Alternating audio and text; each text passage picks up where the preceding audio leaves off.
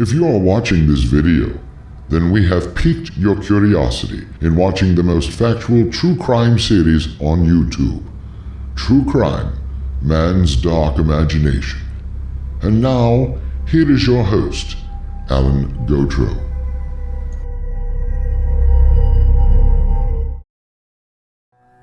Hello everyone, this is Alan G., your host of True Crime, Man's Dark Imagination.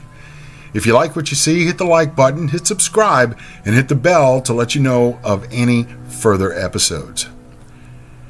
The Austin servant girl murders are little known because another flamboyant murderer, Jack the Ripper, came along a mere 3 years later, after the Austin killer. His disemboweling of 4 prostitutes in Victorian London, one of them only had her throat cut, and some historians believe that she was not a Ripper victim at all. And the letters that he or someone claiming to be him wrote to the newspapers describing the murders so captivated the world's attention that he is the subject of hundreds of books, articles, plays, and film scripts. In 1884 and 1885, a devilish, cunning, and calculating killer took his victims in the back streets of the Texas capital.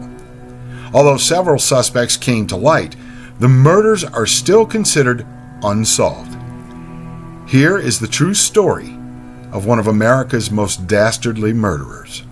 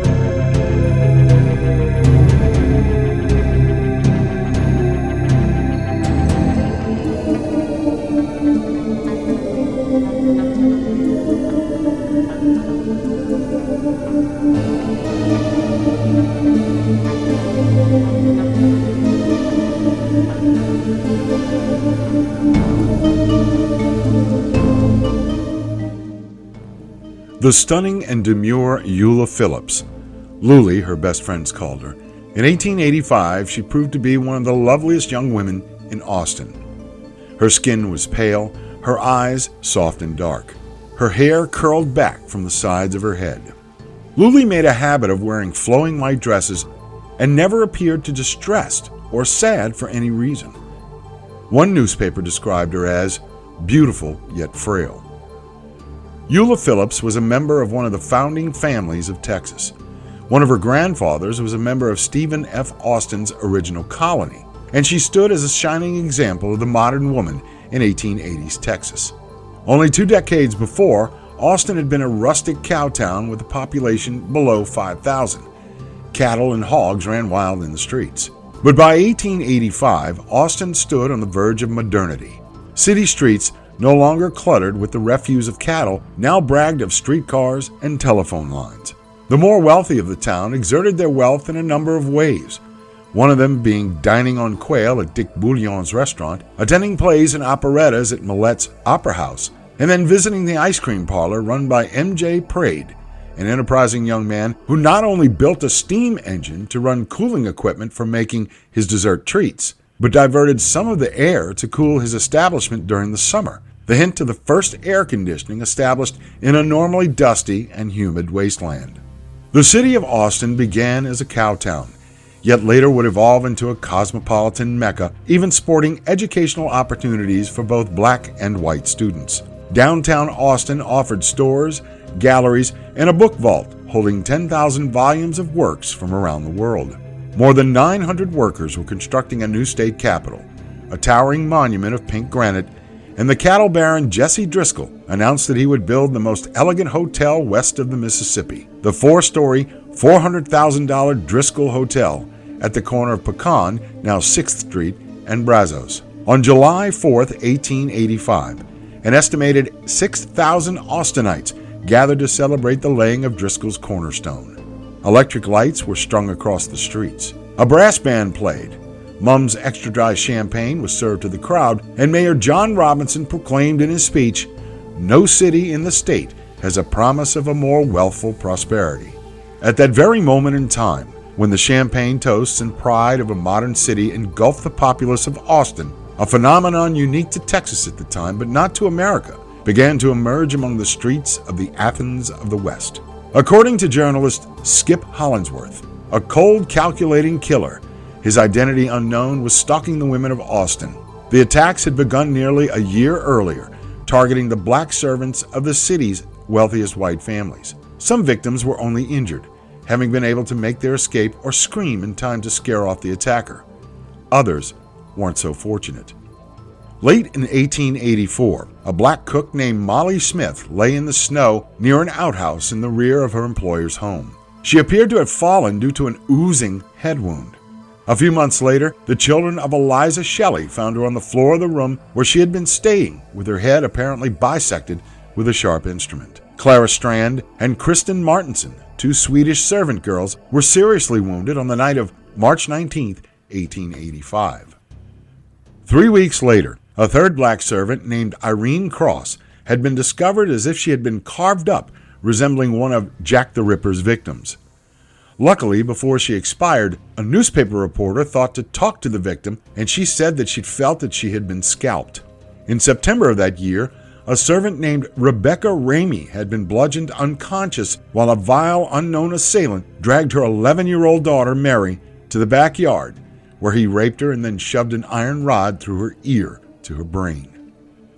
Orange Washington, the boyfriend of Gracie Vance, awoke from a deep slumber in the bed he shared with Gracie Vance in a shanty that they lived behind her employer's house, because someone clobbered him over the head with an axe. Gracie Vance, a domestic for a local family, also sustained a severe blow to the head and then dragged to the stable. Later, a local newspaper recorded that when Vance was found, her head almost beaten into a jelly. At first, it appeared that this faceless assassin only sought young black females and their paramours if they got in the way of his quarry, with the exception of the two Swedish servants. However, on Christmas Eve, 1885, a concert given by the Blind Students Institute of Texas, and after the famous Presbyterian minister R.K. Smoot had completed his sermon, it became apparent that the victimology of this killer had widened. The husband of Sue Hancock looked all over his house for his wife, eventually discovering her in the backyard of their home. Sue Hancock had been described as one of the more genteel ladies of Austin. The assailant opened her skull with a vicious axe blow. After that denigration, he, or they, inserted a sharp, thin object into her brain. Not more than an hour later, the dead, naked body of Eula Phillips was found in one of the wealthiest neighborhoods in the city, near where the Austin Public Library, in an unlit alleyway behind her father-in-law's house. Her and her husband, Jimmy Phillips Jr., lived there with their infant son. Her husband lay in bed unconscious from a severe blow of an axe. Their son, laying next to his father, appeared unharmed. Eula was found by following the trail of blood from the bedroom. Her skull had been bashed in by an axe, and heavy pieces of timber had been placed across her arms, as if to keep her pinned down during the attack, and she had been raped. A writer for the Fort Worth Gazette, one of the many Texas journalists who rushed to the scene, reported that Eula was on her back, her face turned upward in the dim moonlight with an expression of agony that death itself had not erased from the features. Rumors began to spread amongst the black population of the area that the killer was a white man protected by the powers of black magic, being able to disappear and appear at will. Authorities dismissed the rumors as the ravings of a superstitious black population. Late one night in February 1886, a saloon in Masontown in East Austin was the scene of a violent, disturbing incident. The surrounding neighborhood was in an uproar because a drunken, raging man had dragged a girl from the saloon to a nearby house, where he could be heard beating and cursing her while she screamed for help. The entire neighborhood had come out in the streets, and the commotion caught the attention of a nearby police officer. Police Officer John Bracken arrived on the scene, and the saloon keeper, Dick Rogers, and a neighbor, Clabe Hawkins, went with Bracken to stop the man from beating the girl to death. Rogers and Hawkins went into the house and pulled the man away from the girl and into the front yard. As Rogers and Hawkins grappled with the man, once Officer Bracken got out the handcuffs, the man would not be subdued. He threw off Rogers and Hawkins and knocked Bracken off his feet. The man turned on them and brandished a knife. As Bracken tried to recover, a shot rang out. Bracken drew his pistol and fired. The shot brought down the raging man. The man's name was Nathan Elgen. There was no explanation for Elgen's rage at the girl named Julia. Bracken's shot did not kill Elgen instantly, but it did leave him paralyzed and mortally wounded. He died the following day. A subsequent autopsy revealed that Bracken's bullet had lodged in Elgen's spine, which accounted for the paralysis. The doctors had also noticed another detail. Elgen was missing a toe from his right foot. During the course of 1885, the series of 8 murders had occurred, all carried out in a similar manner.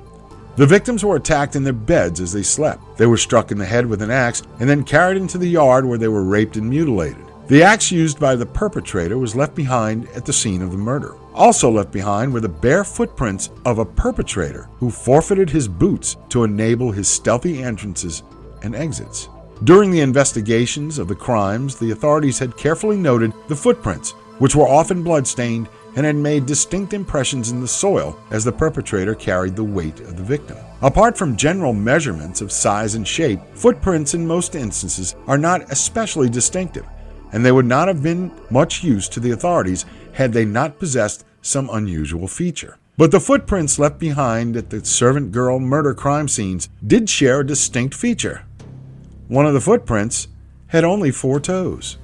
The authorities never shared this fact with the press or the general public during the course of 1885. The press frequently complained about the secrecy surrounding the murder inquests and argued that making all the details of the crimes public would facilitate the capture of the responsible parties more quickly. The authorities disagreed and kept certain details of the cases to themselves, details that they hoped would eventually identify the perpetrator and link him to the crime scenes.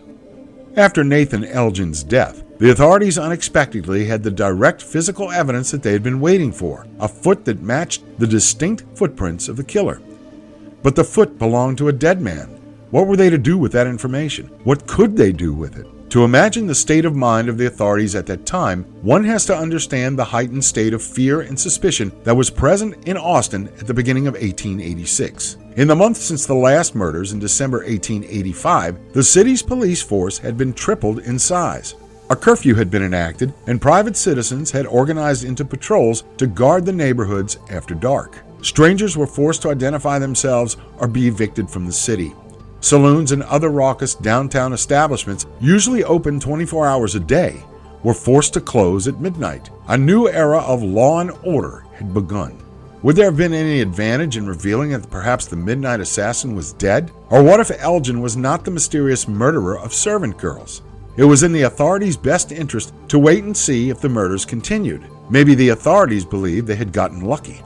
They couldn't arrest, prosecute, or convict Elgen, but perhaps the problem had been solved. But in February 1886, it was still too early to be sure. It was important to remember that at the beginning of 1886, the Christmas Eve murders were not the last murders, simply the latest. And the investigation into the murders continued, notably with detectives still overshadowing their suspects. While the authorities were not able to make use of the evidence against Elgen, Eula Phillips, wife of James Phillips, and Susan Hancock, wife of Moses Hancock, had both been murdered on December 24, 1885, and both husbands were subsequently charged with murdering their wives. In May 1886, during the trial of James Phillips, defense attorneys introduced into evidence floorboards marked with bloody footprints that had been removed from the Phillips house after the murder. They were compared to the footprints of the defendant, who removed his shoes and had his feet inked and printed on an elaborate demonstration in the courtroom. Even though Phillips's footprints were substantially different in size than the bloody footprints on the floorboards, the jury was unconvinced. The motives of jealousy and drunkenness, as argued by the prosecution, convinced the jury that they found Phillips guilty of second-degree murder. When the case against Moses Hancock was finally brought to trial, Hancock received some substantial legal help in the form of pro bono representation by John Hancock, no relation, a former U.S. congressman and one of the state's most prominent political figures, and one of Austin's most astute legal practitioners. Also providing assistance for the defense rather than the prosecution was Sheriff Malcolm Hornsby, who during his testimony described making a cast of Elgen's foot after his death, the significance of the missing toe, the similarities between Elgen's footprint and the footprints left at the Phillips and Ramey murders, and that fact that there had been no other servant girl murders committed since Elgen's death. Even so, the jury was not completely persuaded, and after 2 days of deliberation, a hung jury was declared, and the case was discharged without a verdict. The verdicts in the Phillips and Hancock trials illustrated the consensus on the servant girl murders and the motives behind them, that the murders had been committed by different persons with conventional motives. Was Nathan Elgen the servant girl annihilator? Taking into consideration the following points, he most likely was suspected based upon, number 1, a direct physical evidence linking Elgen to the crimes, number 2, the testimony of Sheriff Malcolm Hornsby as to Elgen's ostensible guilt, 3, the fact that there were no further servant girl murders after his death, and finally, Elgen fits the criminal profile of such a killer. The servant girl murders were over 130 years ago, and few official records pertaining to them have survived. Likewise, there is little surviving biographical information about Nathan Elgen. Prior to the murder spree of 1885 and 1886, in July 1884, there were 2 instances of women, both African American, being stabbed in the face as they slept. The women survived, and the authorities investigated them as separate incidents. In August of 1884, an African American woman was struck in the head with a smoothing iron as she slept. These nocturnal attacks, though not fatal, were so idiosyncratic in style that they must have been a fledgling attempt by an anger retaliatory killer who would later escalate with gruesome results. In November 1884, police reports mentioned a non-fatal nocturnal assault on a domestic servant as she slept in her bed, but this incident never appeared in the newspaper. A little over a month later, an African American woman named Molly Smith was struck in the head with an axe as she slept. Molly Smith's murder set the pattern for all that followed. After 4 murders, the killer had become very adept and perhaps overly confident, and by the time he entered the cabin of Gracie Vance, he was confident enough to attack 4 persons simultaneously. Gracie Vance was a domestic servant employed by William Dunham, and she lived, along with Orange Washington, in a cabin in the rear of the property. When the killer entered Gracie's cabin, instead of finding a solitary sleeping woman, he found 3 women and 1 man. Undeterred, he proceeded to incapacitate all 4 as quickly as possible. However, one of the women was only briefly insensible, and she went for help while the crime was still in progress. Neighbors were awakened by the disturbance, and the police were called. Dunham and the neighbors went to investigate, and a man was seen fleeing the scene. They fired their pistols at him as he made his escape in the darkness. As with the other victims, Gracie Vance was found in the backyard. Her face had been pulverized with a rock. The suspect had fled in the direction of Wheatville, just to the west, the neighborhood Nathan Elgen had grown up in. If the servant girl murders were committed in this day and age, and the perpetrator had left behind similar evidence, allegedly the footprint, contemporary forensic resources and methods would create a criminal profile, and the evidence collected could confirm or eliminate potential suspects. The perpetrator would most likely be apprehended very quickly. Serial killers who are apprehended and convicted are later questioned extensively by the authorities, and they are usually quite happy to talk about themselves because they frequently have an inherent superiority complex and are eager to expound upon their mastery and superiority even though they are behind bars. It's not possible to commit 8 brutal axe murders without leaving traces behind, even if the traces are more subtle than long-lost physical evidence, for example, dead bodies and bloody footprints. Other traces that unfold from the lives of those affected by the murders or in close proximity to them may be yet discovered by careful research.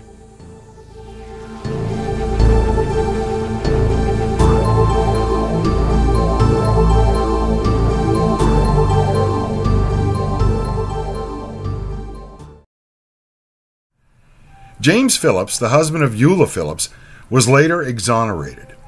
The servant girl Annihilator, like many 19th century killers, remains an unidentified serial killer. With the state of police forensics at the time, which have already been mentioned, the killer would have to be caught red-handed. If you like what you see, you can donate to us at PayPal or buy me a cup of coffee. This is Alan G. Until next time.